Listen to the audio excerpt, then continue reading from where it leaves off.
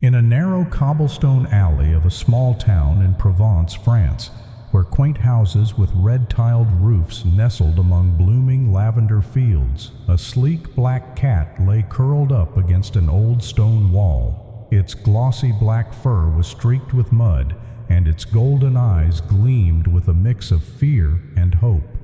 A 10-year-old girl named Sophie, walking home through the local market after school, spotted the cat and noticed it trembling from cold and hunger.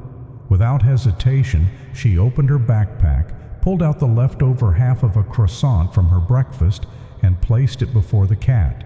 It sniffed the food, looked up at Sophie as if to thank her, and then devoured it. Sophie whispered, "Don't you have a home?" "Me neither. My parents are always busy at the restaurant, and no one's ever home." She named the cat Noir, for its fur as dark as the night. Though she knew her mother wouldn't approve, Sophie brought Noir to her small home. Her mother frowned at the sight of the dirty cat in Sophie's arms and said, "We can't afford to keep a cat, Sophie."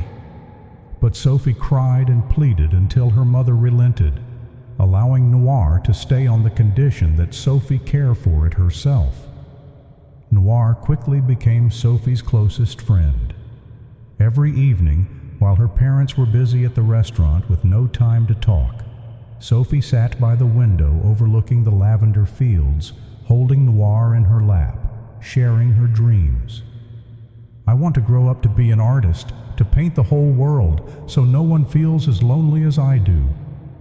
Noir couldn't speak, but its golden eyes seemed to understand her every word, and whenever Sophie cried, it would nuzzle her hand, offering comfort. One day, a fierce storm swept through the town.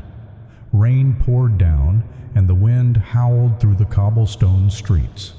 Sophie had left Noir in a corner of the house, but a broken wooden window allowed the panicked cat to flee outside.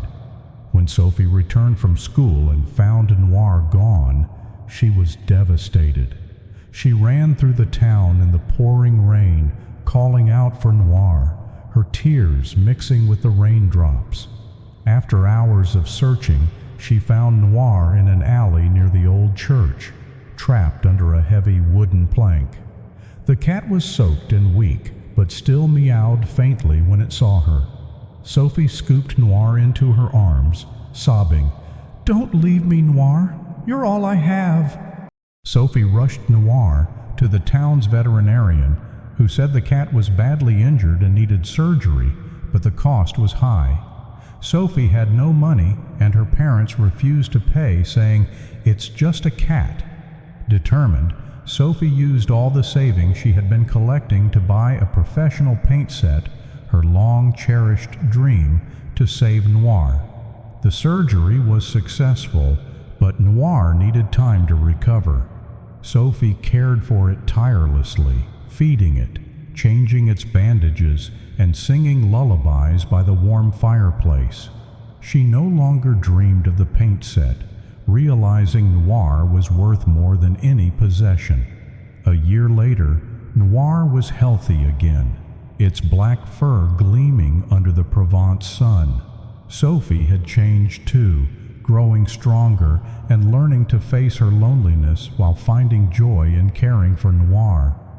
One day, her mother surprised her with a new paint set, saying, "I see how much you've grown, how you've learned to love and sacrifice. I'm proud of you." Sophie rode her bike through the town, Noir perched in the basket in front, its golden eyes sparkling. She smiled, whispering to Noir, "You're my family, Noir. Thank you for coming into my life." The story ends with Sophie and Noir together under the glow of the sunset, surrounded by lavender fields, a symbol of a friendship that overcame hardship, sacrifice, and heartfelt love.